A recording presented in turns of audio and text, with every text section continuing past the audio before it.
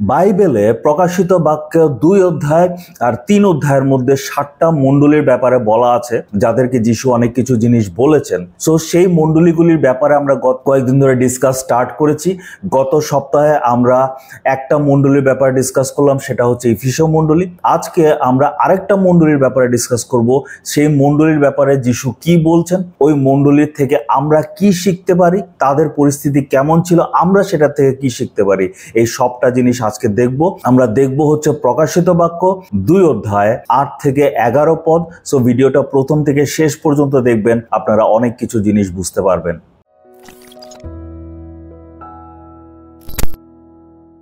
So welcome back আমাদের চ্যানেলে আপনাদেরকে আবারও স্বাগত জানাচ্ছি। যদি এখনো আমাদের চ্যানেলটাকে সাবস্ক্রাইব করেননি, সাবস্ক্রাইব করে নেবেন আর বেল আইকনটা প্রেস করতে ভুলবেন না, কারণ যদি বেল আইকন প্রেস না করেন আপনারা কোনো খবরই পাবেন না, কোনো নোটিফিকেশনে পাবেন না আমরা কত সুন্দর সুন্দর ভিডিওস আপলোড করছি।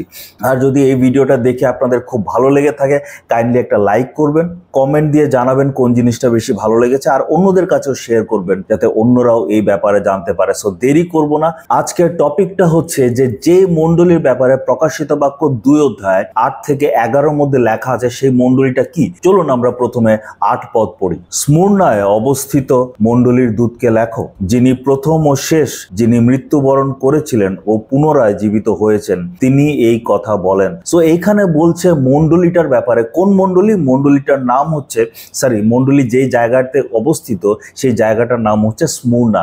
বলছে স্মুর্নার মধ্যে যে মণ্ডলীটা আছে তার স্বর্গদূতকে এই চিঠিটা লেখা হচ্ছে, এই কথাগুলি বলা হচ্ছে। সো আমরা জানি, গত ভিডিওতে আমরা দেখেছি, এইখানে স্বর্গদূত বলতে স্বর্গদূতকে বোঝাচ্ছে না, এইখানে মণ্ডলীর যারা লিডাররা আছে, পাস্টর হতে পারে, এল্ডার হতে পারে, বিশপ হতে পারে, তাদেরকে এই চিঠিটা লেখা হচ্ছে, তাদেরকে বলা হচ্ছে। কে বলছে? এখানে স্পষ্ট বোঝা যাচ্ছে লাইনগুলি পড়লে যে এখানে যিশু এই কথাগুলি বলছে। যিশু এই মণ্ডলীকে কিছু জিনিস বলতে চাইছে। কি বলতে চাইছে? চলুন আমরা 9 পদ পড়ি। আমি তোমার দুঃখ কষ্ট ও তোমার দরিদ্রতার কথা জানি, তবুও তুমি ধনী। নিজেদের ইহুদি বললেও যারা ইহুদি নয় কিন্তু শয়তানের সমাজ, তাদের ধর্ম নিন্দার কথাও আমি জানি। এইখানে যিশু বলছে যে তোমাদের দুঃখ কষ্টের ব্যাপারে আমি জানি, তোমরা যে দরিদ্র সেটাও আমি জানি, আবার এটাও জানি যে তোমাদের ব্যাপারে ধর্ম নিন্দা কিছু কিছু লোকেরা করছে। এইখানে একটা জিনিস খুব ইন্টারেস্টিং জিনিস, এইখানে কিন্তু যিশু বলছে না যে আমি তোমাদের দুঃখ কষ্টের ব্যাপারে জানি, আমি সব দুঃখ কষ্ট দূর করে দেব। আমি তোমাদের দরিদ্রতার কথা জানি, আমি সব দরিদ্রতা দূর করে দেব। আমি জানি যে মানুষ তোমাদের ব্যাপারে ধর্ম নিন্দা করছে, সমালোচনা করছে, মিথ্যা কথা বলছে, আমি তাদেরকে শাস্তি দেব। আমি তাদের সামনে তোমাকে আমি উন্নত করব, তোমাকে উঁচু স্থানে নিয়ে যাব। এইসব কথা আজগুবি কথা বলছে না, যেটা বেশিরভাগ আশীর্বাদের প্রচারকরা বলে। আর আমরাও সেটা চাই। আমরা যখন প্রার্থনা করি আমরা এটাই বলি, প্রভু আমি দরিদ্র, আমাকে ঠিক করে দাও। প্রভু আমি অসুস্থ, আমাকে ঠিক করে দাও। প্রভু আমার বাচ্চা হচ্ছে না, বাচ্চা যাতে হয়ে যায়। প্রভু আমার ছেলেমেয়েরা পড়াশোনাতে ফেল করছে, ওরা যাতে পাস করে যায়। প্রভু আমার বাচ্চার অ্যাডমিশন ওই কলেজে বা ওই স্কুলে করিয়ে দাও। প্রভু আমার কাকু বা মামা বা জেঠু হাসপাতাল আছে, তাকে ঠিক করে দাও। প্রভু আমার পরিবার অশান্তি হচ্ছে, ঠিক করে দাও। আমাদের সারাক্ষণ মাথার মধ্যে এই চলতে থাকে, দুঃখ কষ্টে আছি, সব ঠিক করে দাও। কিন্তু এখানে যিশু বলছে আমি তোমাদের দুঃখ কষ্টের ব্যাপারে জানি, তোমাদের দরিদ্রতার কথা জানি, তোমাদের ব্যাপারে মানুষ কি কি উল্টাপাল্টা কথা বলছে সেটাও জানি। এরপরে যিশু কি বলেছে? যিশু কি বলেছে সব ঠিক করে দেব? চলুন আমরা 10 পদ পড়ি। তোমাকে যে কষ্ট ভোগ করতে হবে তার জন্য ভয় পেও না। আমি তোমাকে বলি, তোমাদের পরীক্ষা করার জন্য দিয়াবল তোমাদের কাউকে কারাগারে নিক্ষেপ করবে। এতে 10 দিন পর্যন্ত তোমরা নির্যাতন ভোগ করবে। তুমি মৃত্যু পর্যন্ত বিশ্বস্ত থাকো, আর আমি তোমাকে জীবন মুকুট দেব। এইখানে যিশু বলছে না যে আমি তোমার দুঃখ কষ্টের ব্যাপারে জানি, সব ঠিক করে দেব। তোমার দরিদ্রতার ব্যাপারে জানি, সব ঠিক করে দেব। মানুষ তোমার ব্যাপারে সমালোচনা করছে, সব ঠিক করে দেব। না, যিশু বলছে তোমার আরো কষ্ট ভোগ করতে হবে, আরো কষ্ট ভোগ করতে হবে। আপনি ভাবছেন দুঃখ কষ্ট, অলরেডি এত দুঃখ কষ্টের মধ্যে আছে এরা, ঈশ্বরও জানে এরা দরিদ্রতার মধ্যে আছে, ঈশ্বরও জানে এদের ব্যাপারে সমালোচনা করা হচ্ছে, ঈশ্বরও জানে। উল্টা ঈশ্বর এগুলি সমাধান না করে ঈশ্বর বলছে তোমার আরো কষ্ট ভোগ করতে হবে। আর তুমি ভয় করবে না, তোমার যে কষ্ট ভোগ করতে হবে সেটা নিয়ে তুমি ভয় করবে না, সাহসে থাকো। তোমাদের উপর শয়তান তাড়না নিয়ে আসবে, তোমাদেরকে অত্যাচার করা হবে, তোমাদেরকে জেলে রাখা হবে, কারাগারে বন্দি করে রাখা হবে, অত্যাচার করা হবে। এটা 10 দিন চলবে। আর বলছে মৃত্যু পর্যন্ত বিশ্বস্ত থাকো। তখন আমি তোমাদেরকে জীবন মুকুট দেব। যিশু বলছে না, ও তোমরা তো অলরেডি ভাই এত কষ্ট করছো, দরিদ্রতার মধ্যে আছো, দুঃখ কষ্ট ভোগ করছো, মানুষ তোমাদের ব্যাপারে উল্টাপাল্টা কথা বলছে, থাক এতটুকুই চলবে, আর না, এখন তোমার লাইফটা আমি বেটার করে দেবো না। বলছে আরো কষ্ট আসবে, তাড়না আসবে, জেলে ঢুকিয়ে দেওয়া হবে, মৃত্যু পর্যন্ত তোমার বিশ্বস্ত থাকতে হবে। মানে কি, আপনি যদি মারা যাওয়ার 1 মিনিট আগেও যদি আপনার বিশ্বাস ত্যাগ করেন, আপনি সেই জীবন মুকুট পাবেন না। এই জন্য যিশু বলছে তোমাদেরকে অত্যাচার করা হবে, কষ্ট দেওয়া হবে, মৃত্যু পর্যন্ত বিশ্বস্ত থাকতে হবে, সাহস ধরে থাকো।